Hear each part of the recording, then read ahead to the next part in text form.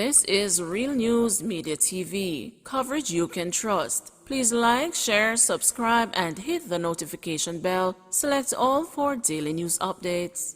Two men killed in Manchester drive-by, identified as brothers, highway worker injured. Police have identified the two men killed in a drive-by shooting at a jerk center and bar in Williamsfield, Manchester, on Friday as brothers. They are Mark McLean and his younger brother, Kirk McLean. A third man who was shot and injured in the incident has been identified as a worker on the US $188 million Maitland to Williamsfield leg of Highway 2000. A highly placed police source told the news that the McLean brothers are from Cassava Peace in St. Andrew. Police theorized that the brothers were trailed from St. Andrew to Manchester by gunmen. A police report said shortly after midday, the brothers and the woman were traveling in a Mercedes-Benz motor car when they stopped at a jerk center and a bar in Williamsfield. When the brothers exited the vehicle, police say gunmen traveling in a motor car opened fire, hitting them. The highway worker who had gone to the jerk center for lunch was shot during the melee. The senior police source said Mark McLean had survived a contracted hit 2 years ago in Barbican, St. Andrew. Police theorize that both attacks are linked to the victim's checkered past. Man beheaded by machete-wielding man in Red Hills. A man is dead after his head was severed by a machete-wielding man said to be mentally ill in Red Hills, St. Andrew on Friday morning. The deceased has been identified as Philip Bennett, a construction worker of Walker's Hill in Red Hills. Police report that Bennett was walking along the roadway around 7 a.m. when he was attacked and chopped in the region of the neck by the accused. The incident occurred in the vicinity of the Queenie's Bar in Red Hill Square. The accused man reportedly also attacked other persons, including school children, before he was apprehended by the police. He is now in police custody. Bail hearing for Noel Maitland is set for October 4. The bail application for Noel Maitland, the cop boyfriend of social media personality Donnelly Donaldson, has been set for October 4 at 10 a.m. Maitland is to be remanded until then. The accused has been in custody since his arrest on July 27. When he appeared in the Supreme Court on Friday, the judge ordered Maitland to give his fingerprints to the police, which should then be submitted to the court registry by September 30. You are remanded in custody until then. Please give your fingerprint to the police, the judge told Maitland. Additionally, it was disclosed that the Communication Forensic Cybercrime Division report is due by October 28, the forensic report by November 11, and the statements from several individuals by September 30. Earlier today, the matter was transferred from the Kingston and the St. Andrew Parish Court via a nolle prosequi, which was entered by the Director of Public Prosecution. After the documents are prepared, full disclosure is expected to be made. As of now, the defense team only has a partial disclosure. On Friday, the court also approved the request to have relatives of both Maitland and Donaldson present during the bail application. During the proceeding, protesters were outside the court as they continued to demand that Maitland be held accountable for the presumed murder of Donaldson. The popular social media influencer has been missing since July 11. Police reports indicated that on July 11 about 10 p.m., Donaldson was picked up at her house by Maitland in a black BMW motor car to spend the night with him at an apartment located at the Chelsea Manor. However, Donaldson's mother, Sophia Lugg, reported to the police that she had not seen or heard from her daughter on July 12. Deputy Commissioner of Police Fitz Bailey announced Maitland's murder charge at a press conference earlier this month, following mounting pressure from the public demanding answers to Donaldson's disappearance. In that correspondence, Bailey said investigators have theorized that Donaldson was murdered between 4 p.m. and 8 p.m. on Tuesday, July 12.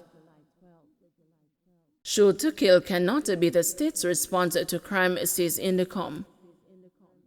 The Independent Commission of Investigations, Indicom, says a shoot-to-kill policy should not be the state's response to crime. In a media release a day after National Security Minister Dr. Harris Chang urged the police personnel to shoot-to-kill attackers, Indicom said all public officials should be guided by the Constitution of Jamaica in their statements and actions. In any confrontation, the law gives a primacy to the right to life, which is an inalienable constitutional right, Indicom stated. The oversight body also stressed that access to medical attention should be afforded to all persons in keeping with the state's obligation to safeguard life. It noted that injury or surrender are also possible outcomes when law enforcement officials are engaged in solving and tackling crime. Law enforcement officials should not be provided with the assertion or insinuation that there is any provision to act with impunity, Indicom declared. 2-year-old and a stepfather killed in Spanish Town attack. A 2-year-old girl and a man are dead following an attack by gunmen at a Central Avenue in Sydenham Villa, Spanish Town, St. Catherine this morning. They have been identified as Javon Parcell and the 2-year-old Alea Gilzine. After storming their house, the gunmen shot Mr. Parcell several times and then set the building on fire.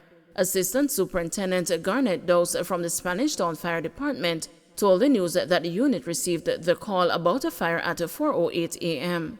After extinguishing the blaze, they found the bodies of the man and the toddler, both burned beyond recognition.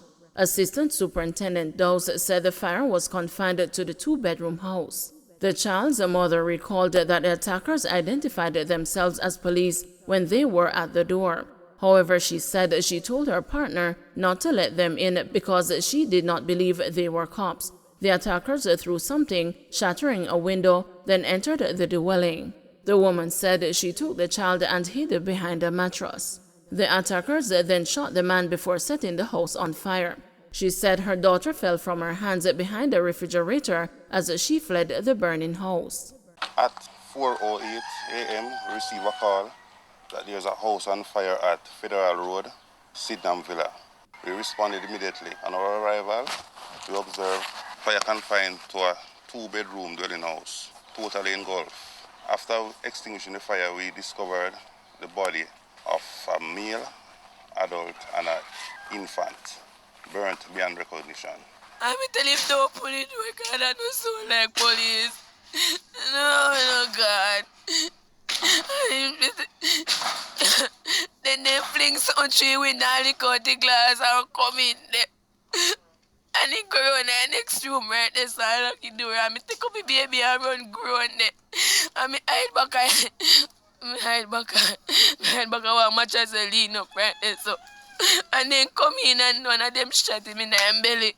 And then did I fight them back. Man charged with shopbreaking and larceny steals over $600,000 in liquor and wigs.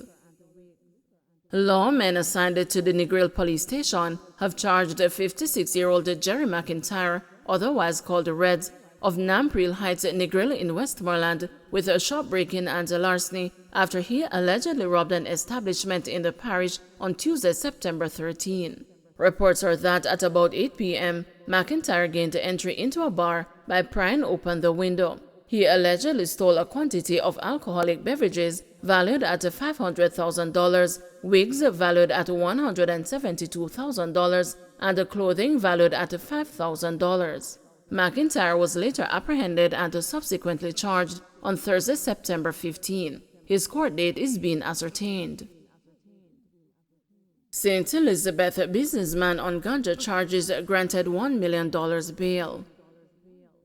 The St. Elizabeth businessman charged in connection with the seizure of Ganja hidden in canned foods along the Portmore Toll Road in St. Catherine was today granted $1 million bail. Parish Judge Desiree Alien ordered Nicholas Rogers to surrender his travel documents and to report to the Lacovia police station on Tuesdays and Thursdays. The bail application was made by attorney Deneve Barnett. Rogers, who is charged with illegal possession of ganja, dealing in ganja, transporting ganja, and a conspiracy to export ganja, was ordered to return to the St. Catherine Parish Court on November 18. Allegations are that on Thursday, August 18, members of the police's narcotics division were on an operation in St. Catherine when a Toyota Hiace minibus was intercepted along the Portmore Toll Road. The vehicle was searched and the boxes of canned food were found inside, according to the police.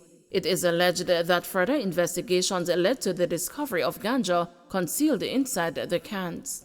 The police had reported that 654 pounds of compressed ganja with an estimated street value of approximately US $850,000 were seized. The businessman was arrested on suspicion of breaches of the Dangerous Drugs Act and was subsequently charged following further investigations. Don't forget to like, share, subscribe, and hit the notification bell. Select all for daily news updates.